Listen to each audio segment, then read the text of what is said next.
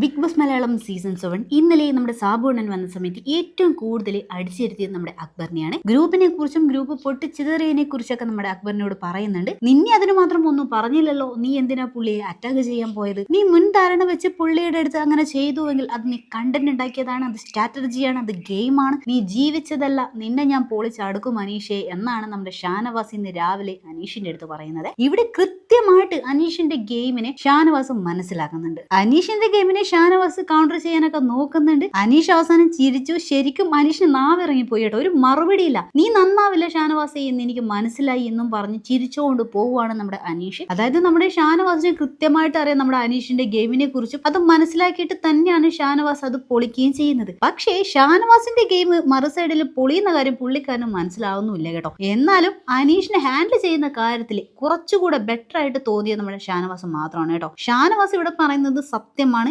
സാബുവണ്ണം വന്നപ്പോൾ അനീഷിനെ ടാർഗറ്റ് ചെയ്തിട്ടേ ഇല്ല. എന്നിട്ടും അനീഷ് ഷാബുവിനെതിരെ ഗെയിം കളിച്ചത് പുള്ളിക്കാരൻ അറിയാം. സാബുവിനെതിരെ കളിച്ചാൽ ഇത് പുറത്ത് ഔട്ട് പോകും, തനിക്ക് സപ്പോർട്ടായിട്ട് മാറുമെന്ന്. അതിനാണ് സാധാരണക്കാർ എന്ന കാർഡ് എടുത്തിട്ട് അവിടെ ഇറക്കിയത്. ഇവിടെ ഷാനവാസ് തെളിയിച്ചത് ഇതാണ്. അതായത് നമ്മുടെ അനീഷ് എപ്പോഴും പറയും ഞാൻ ഇവിടെ ജീവിക്കുവാണ്, ഞാൻ ഇവിടെ റിയൽ ആണ്, ഞാൻ ഗെയിം കളിക്കുന്നില്ല.